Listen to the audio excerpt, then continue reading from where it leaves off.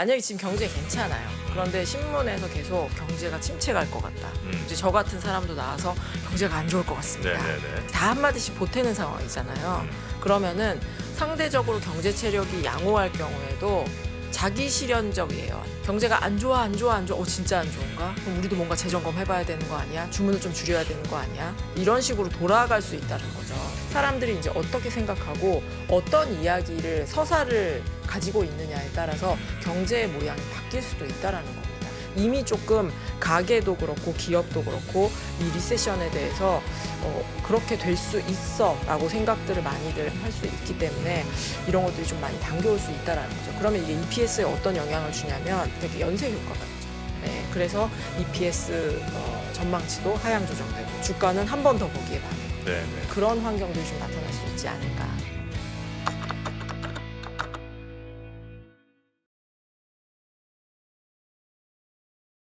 자, 우리 김효진 의원과 함께 오늘은 또 어떤 지표들 역시 뭐 인플레이션 뭐 이런 얘기가 또 많이 오늘 나오겠죠? 뭐 물가도 있는데요. 네. 오늘은 뭐 경제 이야기, 좀 또 안 좋은 이야기. 아, 제목이 이렇게 불안해.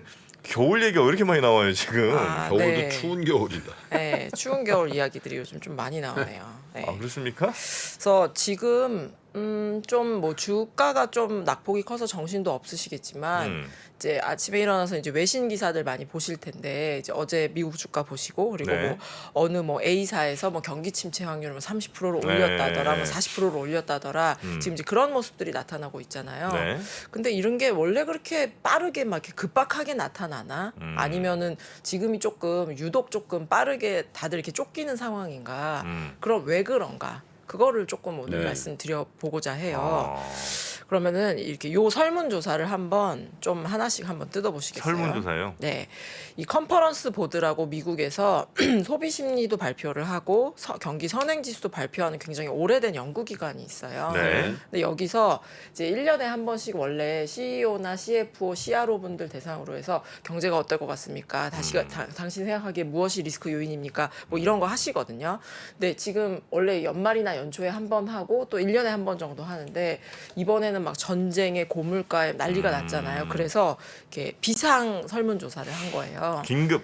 예, 긴급. 예. 네. 그래서 이제 600여 분 정도 글로벌 기업이니까 사실은 조금 공신력 있다라고 보셔도 될 것 같습니다. 네. 저 가운데 CFO라고 되어 있는 데부터 한번 보시겠어요? 막대기가 되게 어지러운데 제가 다 말로 설명드릴게요. 네. CFO, 그러니까 지금 현재 재무 상황에 굉장히 민감하셔야 되는 저 재무 담당자분들은 저 맨 오른쪽에 35.6이라고 되어 있는 게 우리는 2, 3년 안에 경기 침체가 이렇게 빠질 것 같진 않아요라고 응답하신 분들이에요. 36%. 전체에서 그래요? 가장 많죠. 그리고 이제 지금 당장 경기 침체에 빠졌다거나 올해 내년 다들 걱정은 하고 있습니다. 좀 올해 안에 경기 침체에 빠질 수도 있을 것 같다라고 응답하신 분들이 한 20% 정도 되고 내년인 것 같아요가 23.4%니까 모두들 전반적으로 걱정을 하고 있어요. 그런데 가장 많은 응답은 2, 3년 안에 그렇게 빨리 올 것 같지는 않은데 라고 응답을 하신 분들이죠. 그럼 옆에 CEO 분들을 조금 더 시간을 들여서 한번 보시겠어요? 이제 CEO 분들을 보시면은 맨 왼쪽에 남색 막대기가 경기 침체에 이미 빠졌다고 응답을 하신 분들이 15%. 그리고 올해 중반, 지금 6월 중순이 넘었죠. 6월 네. 말인데 올해 중반에 경기 침체에 빠질 거라고 응답한 분들이 12%, 올해 말이 31%. 그래서 네. 올해 안에 경기 침체에 빠졌거나 빠질 거라고 응답하신 분들이 대충 산수해 보면 60% 정도 됩니다. 그러네요. 네. 너무 많죠. 그리고 이제 내년에 빠질 거라고 이렇게 하신 분들이 내년 내후년 합해서 이제 20% 정도 됩니다. 그래서 이 CEO 분들이 그러니까 회사 전반을 이끌어 가시는 이제 CEO 분들이 느끼는 체감 경기는 굉장히 냉각되어 있는 상황이에요. 그럼 우리가 이제 하나 생각해 볼 수 있는 게 이제 정 대표님도 계시지만 우리가 이렇게 회사가 어려우니 네. 열심히 하자라고 경각심을 많이 주는 역할들을 하시기도 하잖아요. 회사에 대해서 늘 걱정을 하시고. 만년위기입니다. 예. 그래서 네. 조금 더 보수적으로 이 설문조사에 응답할 가능성도 사실은 그렇겠네. 있습니다. 네. 그래서 저희한테 중요한 거는 뭐 사장님들은 늘 이제 열심히 해야 되고 이제 위기이고 이제 말씀을 하시는데 이거를 걱정을 하는 거하고 그러면 우리 뭐 좀 액션에 옮겨야 되는 거 아니야? 그냥 열심히 일하는 거 말고요. 이제 뭐 회사 사이즈를 줄인다든지 네. 신규 투자에 대해서 조금 재고를 한다든지 그런 액션에 들어가게 되면 사실은 이거는 페이즈 2, 2단계로 넘어가는 셈이거든요. 근데 제가 제목도 막 추운 겨울 이렇게 달아놓은 이유가 이거를 행동으로 바꾸는 모습들이 최근에 관찰이 되고 있어요. 네, 감원하고 주문 취소입니다. 주문 취소. 네, 그러니까 저희가 만약에 각각 다 이제 기업을 경영한다라고 이제 생각을 해보시고, 네. 그럼 이제 막 물가가 오르고 금리를 올리고, 그럼 이제 수요가 안 좋아질 거잖아요. 그럼 수요가 안 좋아지고, 그러면 기업 입장에서는 재고가 쌓이겠죠. 그럼 재고가 쌓이고 재고를 조금 헐값에 팔아보려고 하는데 사실은 수요가 꺾이기 시작하면 좀 잘 팔리지는 않으니까. 그러면 재고 감축에 좀 실패하고 이익이 안 좋아지고. 그 다음에 우리 아쉽지만 몇 명은 좀 이별해야 될 것 같아. 이런 순서가 있단 말이에요. 네. 그래서 이런 순서들이 사실은 뭐 한 번에 나오는 게 아니라 사실은 순차적으로 일어나는데 제가 느끼기에는 지금 이 모든 것들이 한두 달이나 두세 달 안에 굉장히 압축적으로 나타나는 느낌들입니다.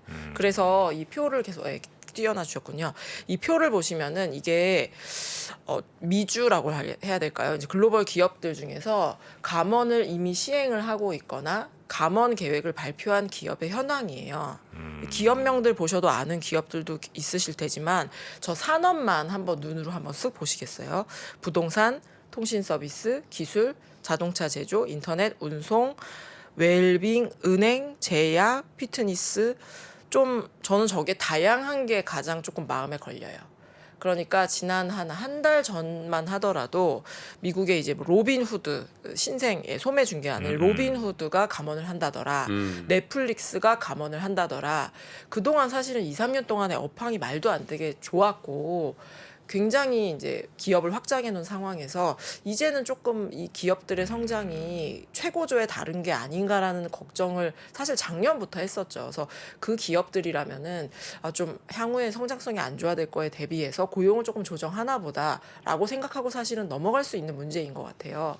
그런데 지금은 뭐 부동산, 뭐 은행, 뭐 할 것 없이 굉장히 이렇게 다양한 그 산업에서 네. 감원이 나타나고 있다는 거는 사실은 굉장히 좀 안 좋은 시그널입니다. 안 좋은 시그널이고 아까 제가 CFO 분들과 CEO 분들의 조금 시각이 다른 거를 보여드렸잖아요. 이 감원하고 이제 종합해서 이제 보면은 지금 기업의 재무 상황이 안 좋냐. 그리고 미국 사람들이 정말로 막 100만 원 쓰던 거를 50만 원씩 쓰고 있냐라고 하면 그렇진 않아요. 네. 그러니까 이제 경제 지표도 사실은 나온 것 중에서는 저희 하드 데이터라고 하죠. 실물 데이터는 안 좋은 거는 많이 없습니다. 많이 없는데 네. 지금 이 그러니까 심리 지표들은 굉장히 쪼그라들어 있는 상황이고 CEO 분들이 봤을 때 당장 이 실적이 뭐 소비가 줄어들 거야, 우리 기업의 이익률이 줄어들 거야. 사실 그 정도의 판단으로 감원을 한다라고는 생각 안 해요. 이게 이렇게 보니까 물가가 뭐 8%에서 뭐 5%로 운 좋게 낮아질 수도 있겠죠. 근데 이게 그래도 한 2, 3년 안에 20% 정도 가격이 상승하는 거면은 네. 우리 기업의 전략을 좀 수정해야 되는 것이 아니겠어? 그리고 연준이 기준금리를 사실은 저희 주식시장에서는 뭐 3%까지 올리냐, 3.25까지 올리냐, 3.75냐 이게 0.25%도 굉장히 민감하죠. 근데 이제 기업을 운영하시는 분들 입장에서는 어디까지 올릴지는 모르겠는데 이거 올리는 게 그렇게 하루 이틀에 끝날 만한 이슈가 아닌 거 아니야?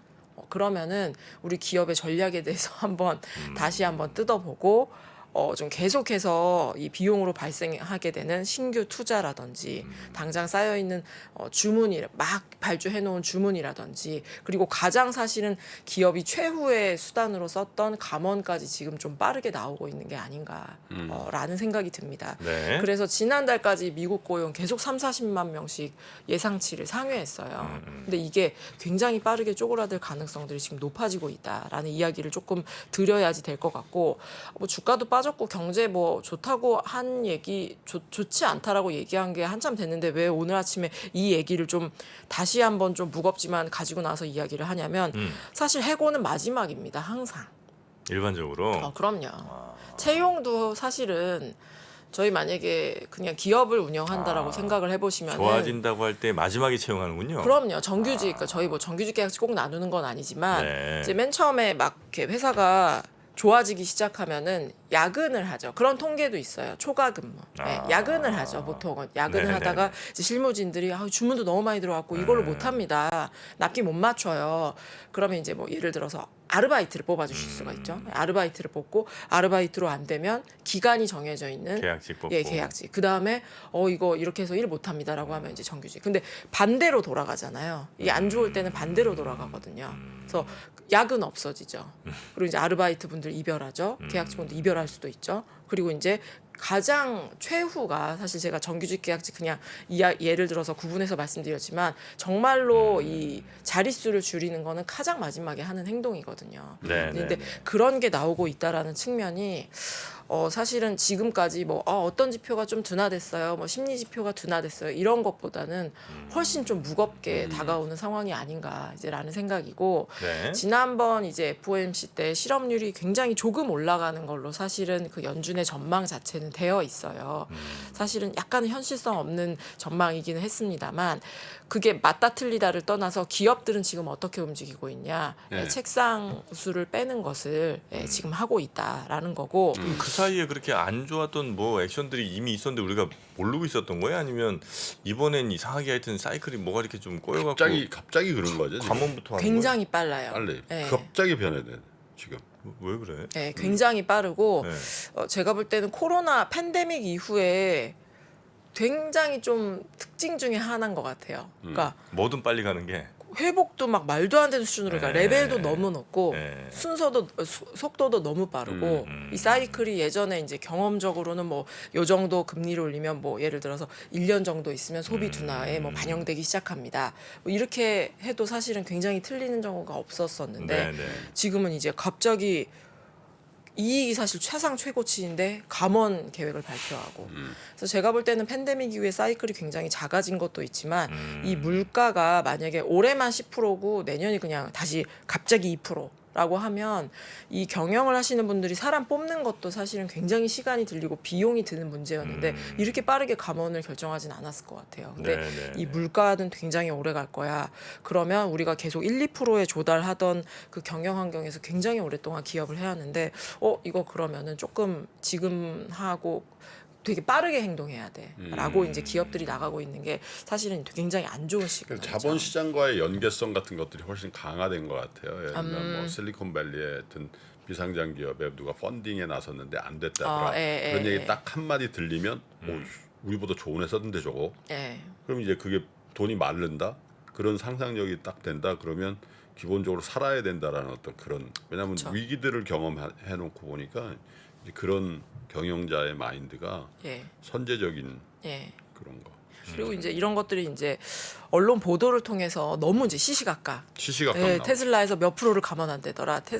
뭐 누가 무슨 말을 했다더라. 이런 것들이 굉장히 시시각각하니까 조금 더 이렇게 확산의 속도가 좋은 것도 빠르게 나쁜 거는 더 빠르게 그러고 있는 것 같습니다. 네. 그럼 만약에 우리가 하나 요거 생각을 해봐야 될 것 같아요. 사실은 제가 굉장히 많은 산업에서 감원을 하고 있기 때문에 요거 좀 심각합니다. 이야기를 드렸지만 팬데믹 이후에 사실은 우리가 사람 뽑기 힘들다고 막 난리 친 게 별로 몇 달이 안 됐어요. 사람이 뭐 없어서 일을 공장이 못 달리고 몇 달이 안 됐단 말이죠. 그러면 감원 발표들은 발빠른 기업들이 한다고 하더라도 이 고용이라는 거는 미국의 거의 모든 기업을 다 더해가지고 고용 지표라는 걸 발표를 하는 건데 뭐 감원하는 기업들도 있지만 전반적으로 고용은 그래도 좀 견조하지 않을까요? 이제 이런 생각들을 좀 해볼 수 있는 것 같아요. 근데 이런 차트들을 보면은 조금 맥이 좀 팍 파집니다. 이게 뭐냐면은 빨간색 선만 좀 봐주시면 될 것 같은데 2019년 그러니까 팬데믹 이전을 100으로 놨을 때 고용이 지금 어느 정도 되는지 그러니까 2019년을 100으로 해가지고 지금 몇 명 정도가 일을 하고 있는지 산수를 한 거다라고 보시면 될 것 같습니다. 네. 지금 100.1이에요. 저 숫자가 뭐냐면은 코로나19가 탁 터지고 나서 100명 정도 일하던 미국의 고용자들이 순간적으로 84명이 됐습니다. 그러면은 경제도 굉장히 빠르게 회복됐지만 이 빈자리들을 막 빠르게 채워야지 되잖아요. 네네네. 그래서 지금까지 고용이 막 100만 명도 늘고 80만 명도 늘고 막 가열차게 늘었던 게 지금까지의 상황인 건데 저게 100이라는 얘기는 냉정하게 못 채운 자리는 없다라는 얘기입니다. 이게 꼭 내가 만약에 전 이제 금융회사에 일하고 있으니까요. T 플러스가 저 뒤가 개월인가요? 네, 개월입니다. 네. 네. 그래서 이제 저는 이제 금융회사 다니고 있으니까 제가 꼭 금융회사에 다시 재취업을 하진 않았을 수 있죠. 그래서 이렇게 해서 만약에 금융회사에서 굉장히 많은 해고가 일었었는데 금융회사에서 사람을 다 못 채웠으니까 산업 간 미스매치는 좀 있을 수가 있어요. 그럼에도 네. 불구하고 전반적으로 지금 뭐 3%에서도 사람이 없고 어느 회사에서도 사람이 없고 이제 그런 상황인 거냐? 그럼 그렇지 않다라는 거고 네. 그래서 제가 맨 처음에 보여드렸던 저 CEO 분들이 이미 나는 경기 침체 빠진 것 같은데라고 했던 이 설문조사가 굉장히 무겁게 느껴지고 아직은 전반적인 회사가 감원을 한다라고 보기는 어렵습니다. 그럼에도 네, 네, 불구하고 굉장히 많은 기업들에서 이제 감원 계획을 발표하고 있다라는 거는 사실은 조금 마음이 네. 좀 부들부들하죠. 근데 그 2008년 금융위기 때는 생각보다 감원이 그렇게 막 충격적으로 있지는 않았었네요. 보니까. 제가 저렇게 그려놔서 그런데 만약에 닷컴 2008년 금융위기 이전에 네. 오늘도 날카로운 질문 감사합니다. 네. 2001년 이제 닷컴 버블이 붕괴했을 때가 네. 두 번째로 가까운 경기 침체였으니까 네네. 그때는 저 고용이 지금 2008년의 선을 쭉 보시면 100명에서 한 94명 갔다가 네. 이제 갔잖아요. 네. 닷컴 붐 때는 100명에서 98.5명. 2008년 자체도 굉장히 감원폭은 컸었어요. 폭이 그러면 컸었고 코로나가 진짜 역대급이네, 역대급. 그렇죠. 그래서 네. 일자리가 많이 사라지기도 했지만 네. 이제 뭐 실업 수당을 받아야 되는 것들도 있기 때문에 아. 또 이제 3, 4개월 동안 공장을 못 돌리거나 운영장을 이제 사업장을 못 여는 그런 상황들이었었기 네, 때문에 네, 네, 네. 사실은 굉장히 유례가 없죠. 그래서 이제 저 표에서 이제 말씀드리고 싶었던 거는 네. 지금 다 고용을 채웠다. 다 고용을 채웠기 때문에 지금 만약에 그래도 절대적인 수준의 근로자분들이 부족하다라고 한다면은 일부 산업에서는 감원을 하지만 전반적인 네. 고용은 늘어날 수 있는 상황인데 좀 상황이 그렇게 좋지는 않다. 이런 것들이 굉장히 빠르게 진행되고 있다라는 네. 이야기를 좀 드려야지 될 것 같습니다. 네, 네. 네. 그래서 지금 어젯밤에 나와서 제가 차트를 가지고 오진 네. 못했는데 미국에서 이제 ISM 제조업 지수라는 게 이제 발표를 하고 그거보다 조금 빠르게 S&P에서도 비슷한 아주 항목이 비슷한 그러니까 PMI 제조업 지수를 발표해요. 그래서 당신 회사는 주문을 얼마나 많이 받았습니까? 사람은 얼마나 뽑으실 건가요? 생산은 전월 대비 어떻습니까? 이런 거 조사를 하거든요.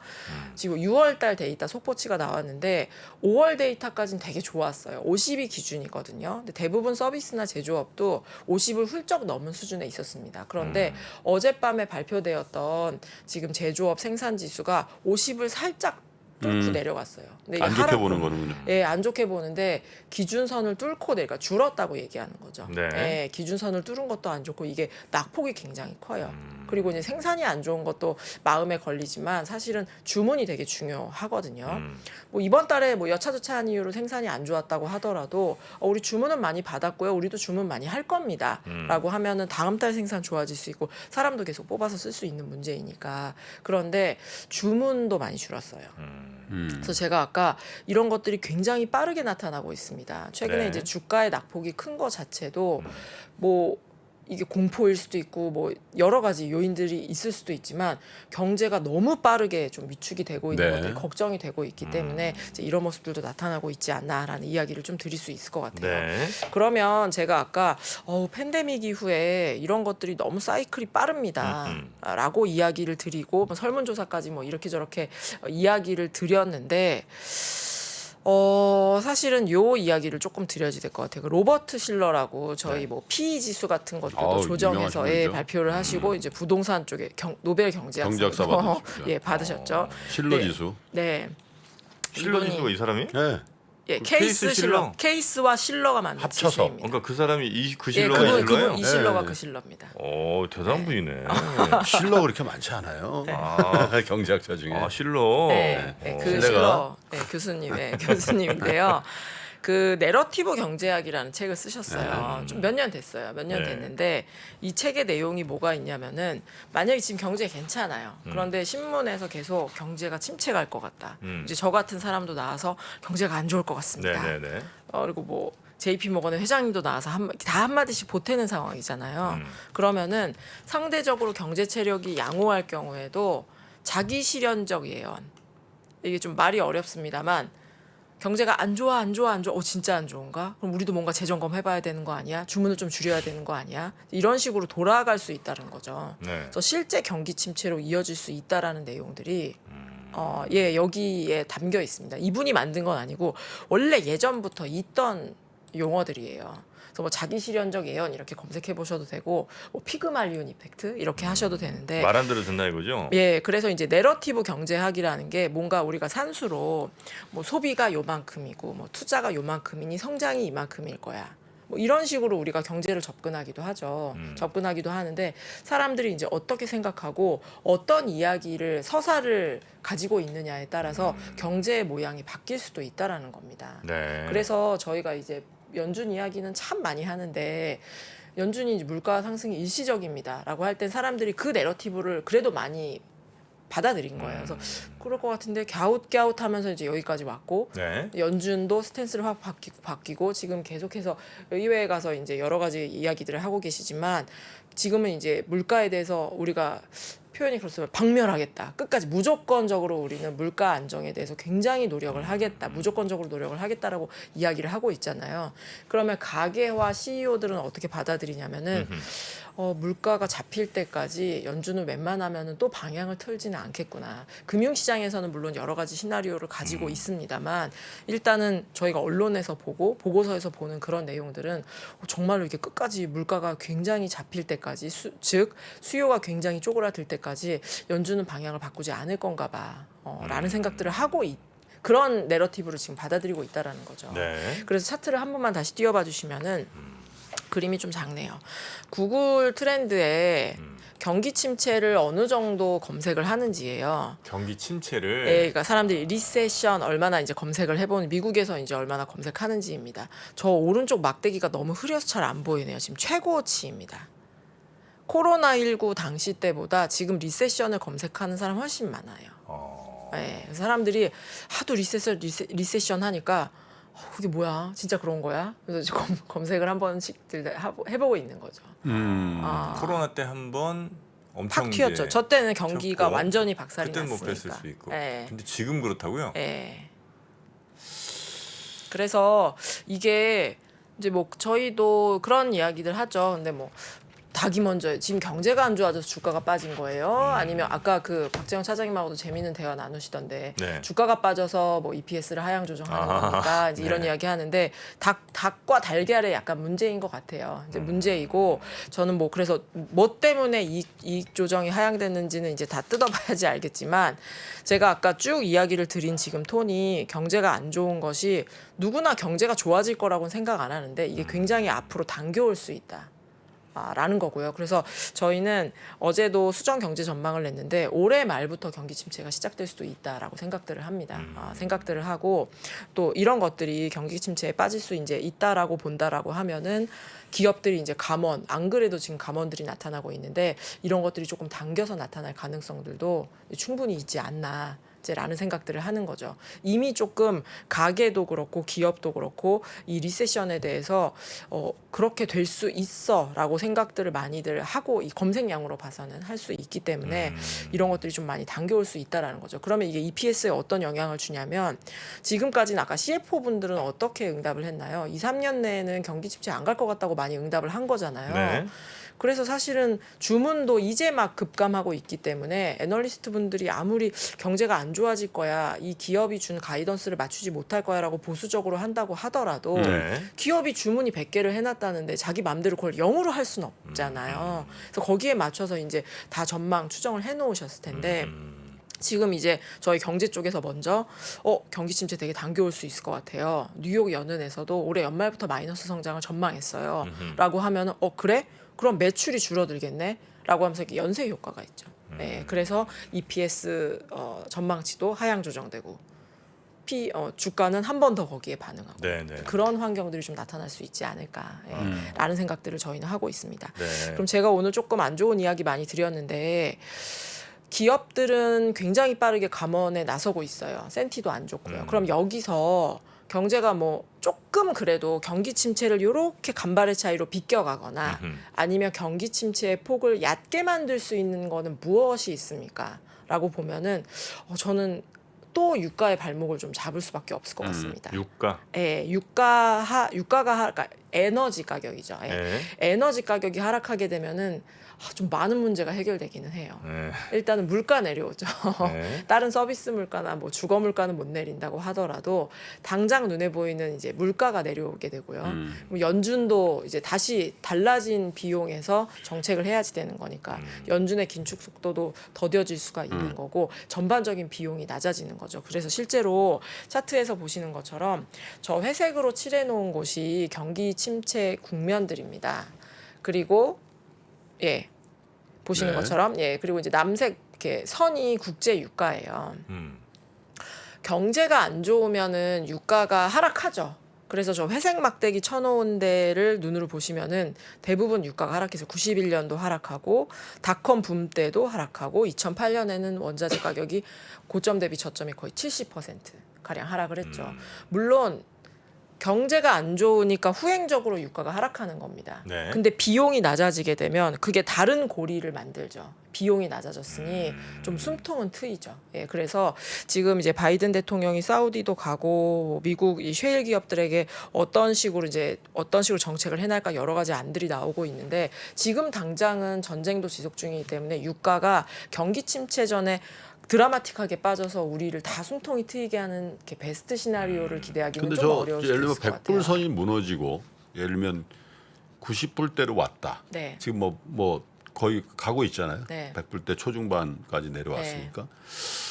그러면 그 낙폭에 비해서 상당한 의미 부여를 할 수 있지 않을까. 그렇죠. 할 네? 수 있죠. 왜냐하면 다 170달러 간다고 딱 그랬잖아요. 골만삭스니 뭐 JP 모간이니. 근데 100불대를 깨고 내려왔다라는 걸 우리 투자자들이 보는 거지. 네. 시장 참여도 보는 거예요. 그러면 사실 저는 그 유가에 대해서는 투기적인 매수세들이 투기적인 매도세로도 돌 수도 있다. 돌 수 있죠. 아니, 가격은 그렇게 결정되는 네. 거니까 그런 가능성을 보고 싶네요. 그래서 이제 이번 주에 유가가 많이 빠졌죠. 100불 초반대로 내려왔으니까. 네, 많이 그래서 그런 빠졌죠. 것들이 이제 뭐 당장 6월의 소비자 물가, 7월에 저희가 확인하게 되는 당장 6월의 소비자 물가에는 뭐 다 반영되지 않는다고 하더라도 이제 물가 걱정은 이제 경제 걱정을 이제 더 많이 해야 되게는 생겼습니다만 그런 것들이 좀 숨통이 트이죠. 근데 저는 이거를 나중에 이제 그럼 몇 불까지 빠지면은 경제에 대해서는 조금 좋게 말씀을 드려도 될까 이제 이런 거를 좀 고민해야죠. 근데 100불 조금 깨는 거 가지고는 이제 센티는 좋아질 수는 있을 것 같아요. 그리고 물가도 큰일 날 뻔했네. 더 올라가진 않겠네. 근데 딱 그 정도의 계산이기 때문에 만약에 이게 그래? 그러면은 좀 괜찮아질 것 같으니까 사람을 더 뽑진 않더라도 감원 그거 좀 천천히 할까? 요 정도의 이제 액션 변화가 있으려면은 100불 깨고 내려가는 것보다는 사실은 지난해 가을에 오르기 전에 70불 굉장히 멀어 보이네요. 근데 뭐 60불, 70불 정도는 가야 기업의 전략에도 좀 변화를 가지고 올 수 있지 않을까라는 생각이고 이 차트를 띄웠으니까 한 번만 좀 다시 보시죠.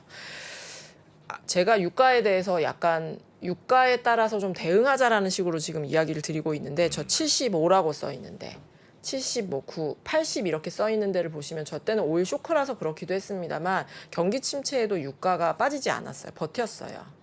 공급이 굉장히 쪼그라들었었기 때문에. 네. 근데 지금도 전쟁이기 때문에 오일 쇼크 비교를 많이 하죠. 그래서 만약에 수요가 줄어들고 경기가 침체로 간다라고 하면서 유가가 하락하게 되면 예전처럼 막 40%, 50% 굉장히 좀 유의미한 수준으로 하락을 하게 되면은 경제는 확실히 내년에 뭐 좋아질 수 있을 것 같습니다. 연준도 그러니까 캄다운 될 수 있을 것 같고요.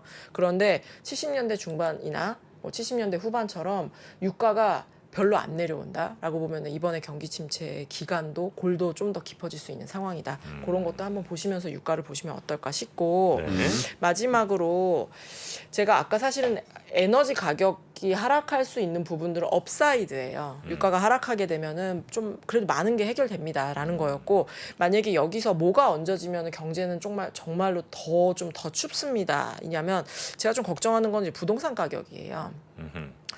지금 왼쪽이 뭐 미국, 독일, 영국, 한국의 부동산 가격 차트이고 오른쪽이 이제 스웨덴, 뉴질랜드 같은 좀 크지는 않은 이제 국가들인데 부동산 가격 지수 상승폭이 너무 큽니다.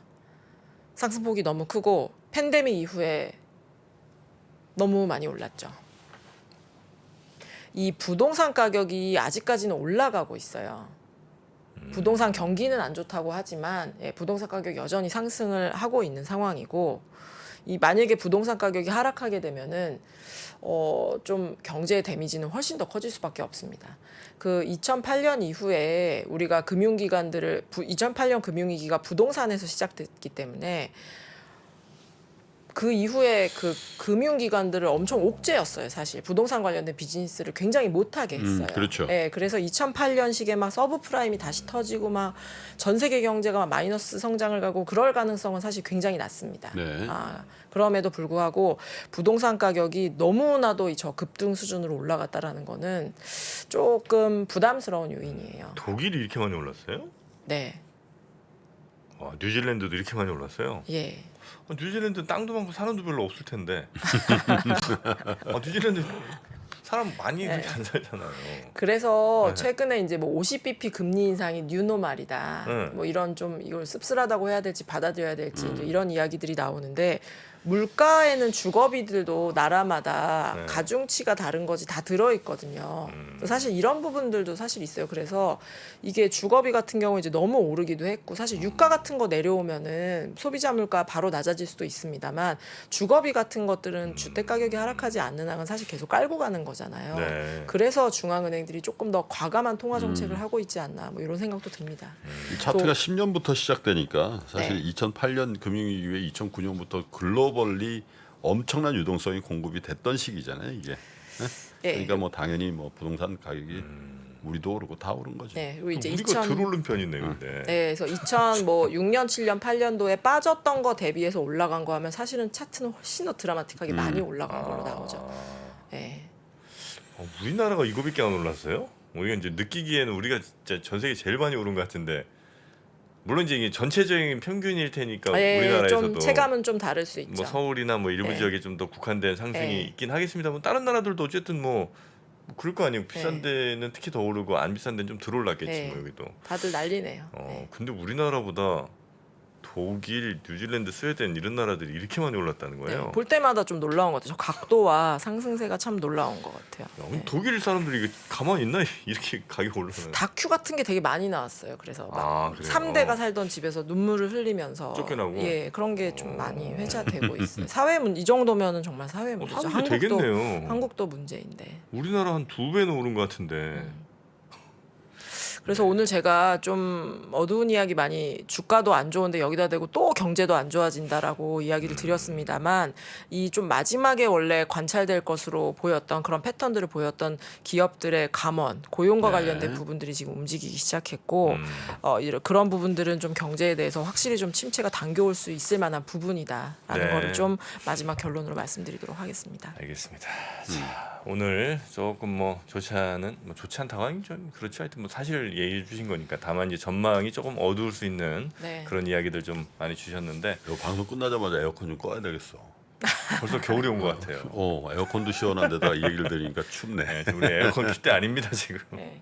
자, 우리 KB증권의 김효진 연구위원님 오늘도 대단히 감사하고요. 항상 저희가 알기 쉽게 이해하기 쉽게 설명해 주셔서 다시 한번 감사 말씀드리겠습니다. 고맙습니다. 오늘 마지막인가요? 네. 감사합니다. 감사합니다. 고맙다고요. 다음 주 봐요. 네, 감사합니다. 들어가세요.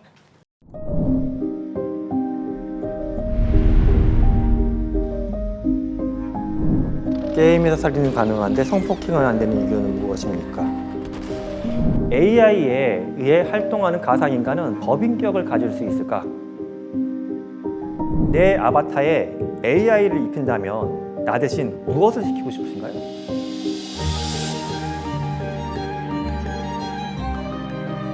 질문 자체를 만드는 걸 질문으로 드리고 싶었어요.